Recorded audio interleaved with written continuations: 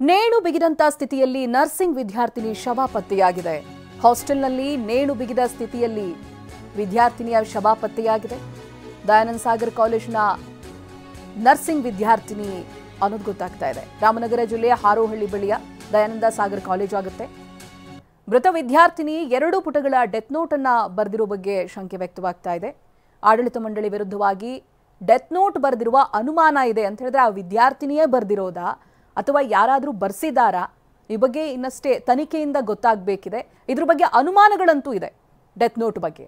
ಇದೀಗ ಸ್ಥಳಕ್ಕೆ ಹಾರೋಹಳ್ಳಿ ಠಾಣೆ ಪೊಲೀಸರು ಭೇಟಿಯನ್ನ ಕೊಟ್ಟಿದ್ದಾರೆ, ಪರಿಶೀಲನೆ ನಡೆಸ್ತಾ ಇದ್ದಾರೆ. ವಿದ್ಯಾರ್ಥಿನಿಯ ಶವ ನೇಣು ಬಿಗಿದ ಸ್ಥಿತಿಯಲ್ಲಿ ಪತ್ತೆಯಾಗಿದೆ. ಅದು ಹಾಸ್ಟೆಲ್ನಲ್ಲಿ ಇದ್ರು ಇವರು.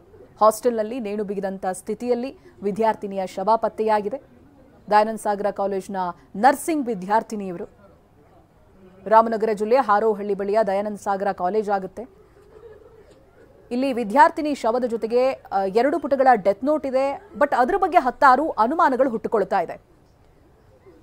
ಈ ಬಗ್ಗೆ ಡೀಟೇಲ್ಸ್ ಅನ್ನ ಪಡೆದುಕೊಳ್ತಾ ಹೋಗ್ತೀನಿ. ಪ್ರತಿನಿಧಿ ಸೈಯದ್ ಫೋನ್ ಸಂಪರ್ಕದಲ್ಲಿದ್ದಾರೆ. ಸೈಯದ್, ಒಂದ್ ಕಡೆಯಲ್ಲಿ ಇವರು ಹಾಸ್ಟೆಲ್ನಲ್ಲಿ ಇದ್ದವರು, ಹಾಸ್ಟೆಲ್ ರೂಮ್ ನಲ್ಲಿ ಇವರು ಒಬ್ಬರೇ ಇದ್ರಾ ಅಥವಾ ಉಳಿದಂತ ವಿದ್ಯಾರ್ಥಿಗಳು ಇದ್ದಾರಾ? ಏನೇನ್ ಡೀಟೇಲ್ಸ್ ಸಿಗ್ತಾ ಇದೆ? ಜೊತೆಗೆ ಡೆತ್ ನೋಟ್ ಸಿಕ್ಕಿರೋದ್ರ ಬಗ್ಗೆ ಒಂದಷ್ಟು ಅನುಮಾನಗಳು ಕೂಡ ವ್ಯಕ್ತವಾಗ್ತಾ ಇದೆ. ಏನೇನ್ ಡೀಟೇಲ್ ಇದೆ ಸೈಯದ್? ಇದು ಹಾರೋಹಳ್ಳಿಯ ಒಂದು ದಯಾನಂದ್ ಮೆಡಿಕಲ್ ಕಾಲೇಜ್ ಏನಿದೆ ಅಲ್ಲಿ ನಡೆದಿರುವಂತಹ ಘಟನೆ. ಇದು ಮೆಡಿಕಲ್ ಕಾಲೇಜಿನಲ್ಲಿ ಬಹಳಷ್ಟು ಜನ ವಿದ್ಯಾರ್ಥಿಗಳಿದ್ದಾರೆ. ಅದರಲ್ಲೂ ಪ್ರಮುಖವಾಗಿ ಕೇರಳದಿಂದ ಬಹಳಷ್ಟು ಜನ ವಿದ್ಯಾರ್ಥಿಗಳು ನರ್ಸಿಂಗ್ ಕೋರ್ಸ್ ಮಾಡಕ್ ಬರ್ತಾರೆ. ಸೊ ಈ ಒಂದು ಅನಾಮಿಕಾ ಅನ್ನುವಂತ ವಿದ್ಯಾರ್ಥಿನಿ ಏನಿದ್ದಾಳೆ, ಇವ್ 4 ತಿಂಗಳಾಗಿದೆ ಬಂದು. ನಿನ್ನೆ ಏಕಾಏಕಿ ಏನು ಎಷ್ಟೋ ಕಾಲ್ ಮಾಡಿದ್ರು ಕೂಡ ರೆಸ್ಪಾನ್ಸ್ ಕೊಟ್ಟಿಲ್ಲ. ತದನಂತರ ಕಿಟಕಿಯಿಂದ ನೋಡಿದಾಗ ಶವ ಏನಿದೆ ಅದು ನೇತಾಡ್ತಾ ಇತ್ತು. ಅಂದ್ರೆ ಅವರು ನೇಣಿಗೆ ಕೊರಳಿಟ್ಟಿರುವಂತದ್ದು ಗೊತ್ತಾಯ್ತು. ತದನಂತರ ಈಗ ಪೊಲೀಸರು ಕೂಡ ಪರಿಶೀಲನೆ ಮಾಡಿ ಈಗ ಪೋಸ್ಟ್ ಮಾರ್ಟಮ್ಗೆ ಶವವನ್ನು ಕಳಿಸ್ಕೊಟ್ಟಿದ್ದಾರೆ. ಆದ್ರೆ ಅಲ್ಲಿ 2 ಡೆತ್ ನೋಟ್ಗಳು ಇದ್ವು ಅನ್ನುವಂಥದ್ದು ವಿದ್ಯಾರ್ಥಿಗಳ ಒಂದು ಆರೋಪ ಅನ್ನೋದಕ್ಕೆ ಅಂತ ಅಂದ್ರೆ ಬಹಳಷ್ಟು ಟಾರ್ಚರ್ ನಡೀತಾ ಇದೆ ಹಾಸ್ಟೆಲ್ ನಲ್ಲಿ ಮತ್ತು ಕಾಲೇಜಿನಲ್ಲಿ. ಪ್ರಿನ್ಸಿಪಲ್ ಏನಿದ್ದಾರೆ ನಮಗೆ ಮಲಯಾಳಿ ಅನ್ನೋ ಕಾರಣಕ್ಕೆ, ಕೇರಳದವರು ಬಂದಿದ್ದಾರೆ ಅನ್ನೋ ಕಾರಣಕ್ಕೆ ನಮಗೆ ಹಿಂಸೆ ಕೊಡ್ತಾ ಇದ್ದಾರೆ. ಬಹಳಷ್ಟು ದುಡ್ಡಿನ ಬೇಡಿಕೆಯನ್ನು ಕೂಡ ಇಡ್ತಾ ಇದ್ದಾರೆ. ಹಾಗಾಗಿ ನಮಗೆ ಅವರಿಂದ ಸಮಸ್ಯೆ ಇತ್ಯರ್ಥ ಆಗಬೇಕು ಅನ್ನುವಂಥ ನಿಟ್ಟಿನಲ್ಲಿ ಈಗ ಆಮೇಲೆ ಸಾವಿಗೆ ನ್ಯಾಯ ಸಿಗಬೇಕು ಅನ್ನುವಂಥ ನಿಟ್ಟಿನಲ್ಲಿ ವಿದ್ಯಾರ್ಥಿಗಳಿದ್ದಾರೆ. ಎಲ್ಲರೂ ಕೂಡ ಈಗ ಗೇಟಿನ ಮುಂಭಾಗದಲ್ಲಿ ಬಂದು ಪ್ರತಿಭಟನೆಯನ್ನು ಮಾಡ್ತಾ ಇರುವಂತದ್ದು. ಪ್ರಮುಖವಾಗಿ ಇಲ್ಲಿ ಇರುವ ಆರೋಪ ಏನಂತಂದ್ರೆ ಮ್ಯಾನೇಜ್ಮೆಂಟ್ ಏನಿದೆ ಅದು ಬಹಳಷ್ಟು ಟಾರ್ಚರ್ ಕೊಡ್ತಾ ಇದೆ. ಈ ಒಂದು ಗ್ರೀಷ್ಮ ಅನ್ನುವಂಥ ಕೇಸ್ ಏನಿದೆ ಇಡೀ ದೇಶದಲ್ಲಿ ವೈರಲ್ ಆಗಿತ್ತು. ಸೊ ಆ ಒಂದು ಗ್ರೀಷ್ಮ ಕೇಸನ್ನು ಹಿಡಿದುಕೊಂಡು ನೀವು ಮಲಯಾಳಿಗಳು ನೀವು ವಿಷ ಹಾಕುವವರು ಅನ್ನುವಂಥ ಮಾತನ್ನ ಬಹಳಷ್ಟು ಬಾರಿ ಪ್ರಿನ್ಸಿಪಲ್ ಹುಡುಗಿಗೆ ಹೇಳಿದ್ದಾರೆ, ಯುವತಿಗೆ ಹೇಳಿದ್ದಾರೆ ಅನ್ನುವಂಥ ಮಾತನ್ನ ಈಗ ವಿದ್ಯಾರ್ಥಿಗಳು ಕೂಡ ಆರೋಪವನ್ನ ಮಾಡ್ತಿರುವಂತದ್ದು. ಹಾಗಾಗಿ ಹಾರೋಹಳ್ಳಿ ಪೊಲೀಸರು ಸ್ಥಳಕ್ಕೆ ಭೇಟಿ ನೀಡಿ ಪ್ರತಿಯೊಂದು ಕೂಡ ಪರಿಶೀಲನೆ ಮಾಡ್ತಾ ಇದ್ದಾರೆ. ಸದ್ಯಕ್ಕೆ ಸತ್ಯಾಸತ್ಯತೆ ಏನಿದೆ, ಯಾಕಾಗಿ ಈ ಆತ್ಮಹತ್ಯೆ ಆಗಿದೆ ಅನ್ನೋ ಕುರಿತಾಗಿ ಈಗ ಇನ್ನಷ್ಟೇ ಮಾಹಿತಿಗಳು ಹೊರಗಡೆ ಬರಬೇಕಾಗಿದೆ. Chaitra, okay, thank you Syed ಮಾಹಿತಿಗಾಗಿ. ಮತ್ತೊಂದು ಕಡೆ ರಾಮನಗರದಲ್ಲಿ ನಡೆದಿದ್ದಂಥ ಒಂದು ಘಟನೆ ಇತ್ತಲ್ಲ, ನರ್ಸಿಂಗ್ ವಿದ್ಯಾರ್ಥಿನಿಯೋರ್ವರು ಆತ್ಮಹತ್ಯೆ ಮಾಡ್ಕೊಂಡಿದ್ದಾರೆ ಅಂತ. ಏನಿರ್ಬೋದು ಆತ್ಮಹತ್ಯೆಗೆ ರೀಸನ್ನು ಮತ್ತೊಂದು ಅನ್ನುವಂಥದ್ದೆಲ್ಲ ಬಹಳ ಪುಕಾರ್ ಹಬ್ಬಿದ್ದಂಥ ಸಂದರ್ಭದಲ್ಲಿ ಈಗೊಂದು ಆರೋಪ ಕೇಳಿ ಬರ್ತಾ ಇರುವಂಥದ್ದು ದಯಾನಂದ ಸಾಗರ್ ಕಾಲೇಜು ಪ್ರಿನ್ಸಿಪಲ್ ವಿರುದ್ಧವಾಗಿ ಏನು ಅಂತ ಅಂದ್ರೆ ಮಲಯಾಳಿ ಅನ್ನೋ ಕಾರಣಕ್ಕೆ ಕಿರುಕುಳದ ಆರೋಪ. ಪ್ರಿನ್ಸಿಪಲ್ ಶಾಂತಮ್ ಸ್ವೀಟ್ ರೋಸ್ ವಿರುದ್ಧವಾಗಿ ಆರೋಪವನ್ನ ಮಾಡಲಾಗ್ತಾ ಇದೆ. ಹಾರೋಹಳ್ಳಿ ಬಳಿ ಇರುವಂತಹ ದಯಾನಂದ ಸಾಗರ್ ಕಾಲೇಜ್ ಏನಿದೆ ಅಲ್ಲಿ ಗ್ರೀಷ್ಮ ತರ ನೀವೆಲ್ಲ ವಿಷ ಹಾಕೋರು ಅಂತ ಹೇಳಿದ್ದಾಗಿ ಆರೋಪ ಅಂತೆ. ನೀವೆಲ್ಲ ಮಲಯಾಳಿಗಳು ಹಾಗೆ ಅಂತ ಹೇಳಿದ್ದಂತ ಆರೋಪ ಅಂತೆ.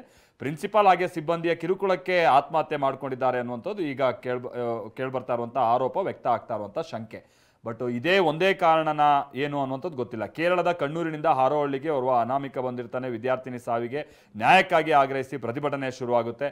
ಇಲ್ಲಿ ವಿಚಾರ ಅಂತ ಅಂದರೆ ನರ್ಸಿಂಗ್ ಅಂತ ಅಂದರೆ ಬಹುತೇಕರು 90% ಎಲ್ಲ ಮಲಯಾಳಿಗಳೇ ಇರ್ತಾರೆ. ಭಾಳಷ್ಟು ಕಾಲೇಜುಗಳಲ್ಲಿ ಇದು ವಾಸ್ತವ, ಇದು ನಾವು ನೋಡೋದು. ಹಾಗಾಗಿ ಇಲ್ಲಿ ಈಕೆಯನ್ನ ಟಾರ್ಗೆಟ್ ಮಾಡಿ ಮಲಯಾಳಿ ಅನ್ನೋ ಕಾರಣಕ್ಕಾಗಿಯೇ ಹೀಗೆ ಮಾಡಿಬಿಟ್ರು ಅನ್ನುವಂಥದ್ದು ಅದೆಷ್ಟು ಸತ್ಯಾಸತ್ಯತೆ ಗೊತ್ತಿಲ್ಲ. ಅದನ್ನು ತಿಳ್ಕೊಳ್ಬೇಕಾದಂಥದ್ದು ಅನಿವಾರ್ಯತೆ ಇದೆ.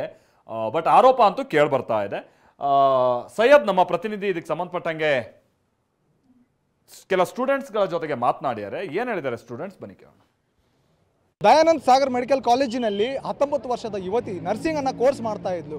ನಿನ್ನೆ ರಾತ್ರಿ ಒಂದು ನೇಣಿಗೆ ಬಿಗಿದುಕೊಂಡ ಸ್ಥಿತಿಯಲ್ಲಿ ಶವ ಸಿಕ್ಕಿದೆ. ಅನಾಮಿಕಾ ಅನ್ನುವಂಥ ಹುಡುಗಿ ಏನಿದ್ದಾಳೆ ಯುವತಿ, ಅವಳು ನೇಣಿಗೆ ಶರಣಾಗಿದ್ದಾಳೆ ಅನ್ನುವಂಥದ್ದು, ಆತ್ಮಹತ್ಯೆ ಮಾಡಿಕೊಂಡಿದ್ದಾಳೆ ಅನ್ನುವಂಥದ್ದು. ಕಾರಣ ಏನಪ್ಪ ಅಂತಂದರೆ ದಯಾನಂದ ಸಾಗರ ಮೆಡಿಕಲ್ ಕಾಲೇಜಿನ ಕೆಲವೊಂದಿಷ್ಟು ಸಿಬ್ಬಂದಿಗಳು ಭಾಳಷ್ಟು ಟಾರ್ಚರ್ ಕೊಟ್ಟಿದ್ದಾರೆ. ಹಾಗಾಗಿ ಅವರು ನೇಣಿಗೊರಿಸಿದ್ದಾರೆ. ಭಾಳಷ್ಟು ಜನ ವಿದ್ಯಾರ್ಥಿಗಳೇನಿದ್ದಾರೆ ದಯಾನಂದ ಸಾಗರ ಆಸ್ಪತ್ರೆಯ ಮುಂಭಾಗದಲ್ಲಿ, ಮೆಡಿಕಲ್ ಕಾಲೇಜ್ ಮುಂಭಾಗದಲ್ಲಿ ಒಂದು ಸ್ಟ್ರೈಕನ್ನು ಮಾಡ್ತಾ ಇದ್ದಾರೆ. ನ್ಯಾಯ ಬೇಕು ಅನ್ನುವಂಥ ನಿಟ್ಟಿನಲ್ಲಿ ಅವರು ಸ್ಟ್ರೈಕನ್ನು ಮಾಡ್ತಾ ಇದ್ದಾರೆ. ತಾವು ಗಮನಿಸಬೇಕು, ಭಾಳಷ್ಟು ಜನ ಎಲ್ಲರೂ ಕೂಡ ನರ್ಸಿಂಗ್ ತಮ್ಮ ತರಗತಿಗಳನ್ನು ಬಿಟ್ಟು ಹೊರಗಡೆ ಬಂದು ಅವರೆಲ್ಲರೂ ಕೂಡ ನ್ಯಾಯಕ್ಕಾಗಿ ಒಂದು ಪ್ರತಿಭಟನೆ ಮಾಡ್ತಾ ಇದ್ದಾರೆ. ತಾವು ಗಮನಿಸಬಹುದು. ಬನ್ನಿ ಮಾತಾಡ್ಸೋಣ.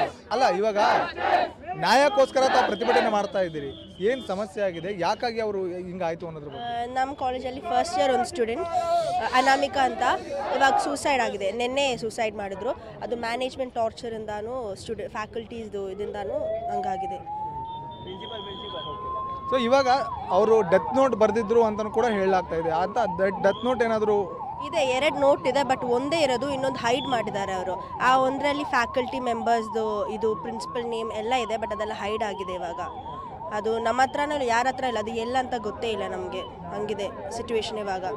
ಸೊ ಈ ಸಿಚುವೇಶನ್ ಪ್ರತಿಯೊಬ್ಬರಿಗೂ ಟಾರ್ಚರ್ ಬರ್ಬೋದು ಅನ್ನೋ ನಿಟ್ಟಿನಲ್ಲಿ ನೀವೆಲ್ಲರೂ ಪ್ರತಿಭಟನೆ ಮಾಡ್ತಾ ಇದ್ದೀರಿ. ಹೌದು. ಸೊ ವಿದ್ಯಾರ್ಥಿಗಳು ಹೇಳ್ತಿರುವಂಥ ಮಾತೇನಪ್ಪ ಅಂತಂದರೆ ಅವ್ರಿಗೆ 2 ಡೆತ್ ನೋಟನ್ನು ಬರೆದಿದ್ದಾರೆ. ಡೆತ್ ನೋಟಲ್ಲಿ ಏನಿದೆ ಅನ್ನೋಂಥದ್ದು ಪ್ರತಿಯೊಬ್ಬರಿಗೆ ತೋರಿಸ್ಬಿಟ್ರೆ ಕ್ಲಿಯರ್ ಆಗುತ್ತೆ ಅನ್ನುವಂಥದ್ದು. ಯಾಕಂತಂದರೆ ಭಾಳಷ್ಟು ಟಾರ್ಚರ್ ಇದೆ ಅನ್ನುವಂಥದ್ದನ್ನು ಕೂಡ ವಿದ್ಯಾರ್ಥಿಗಳು ಬಹಿರಂಗವಾಗಿ ಹೇಳ್ತಾ ಇದ್ದಾರೆ. ಹಾಗಾಗಿ ಕಾಲೇಜಿನ ಮಂಡಳಿ ಏನಿದೆ ತಾವು ಗಮನಿಸಬೇಕು. ಈಗಲೂ ಕೂಡ ಭಾಳಷ್ಟು ಜನ ವಿದ್ಯಾರ್ಥಿಗಳು ಒಳಗಡೆಯೂ ಕೂಡ ಪ್ರತಿಭಟನೆ ಮಾಡ್ತಾ ಇದ್ದಾರೆ. ತಮ್ಮ ಎಲ್ಲ ತರಗತಿಗಳನ್ನು ಧಿಕ್ಕಾರ ಮಾಡಿ ಹೊರಗಡೆ ಬಂದು ಧಿಕ್ಕಾರವನ್ನು ಕೂಗ್ತಾ ಇರುವಂಥದ್ದು. ಯಾಕಂತಂದರೆ ಈ ಒಂದು ಕಾಲೇಜ್ ಏನಿದೆ ಹಿಂದೆಯೂ ಕೂಡ ಕೆಲವೊಂದಿಷ್ಟು ಇದೇ ರೀತಿಯಾಗಿರ್ತಕ್ಕಂಥ ಘಟನೆಗಳು ನಡೆದಿದ್ದಾವೆ.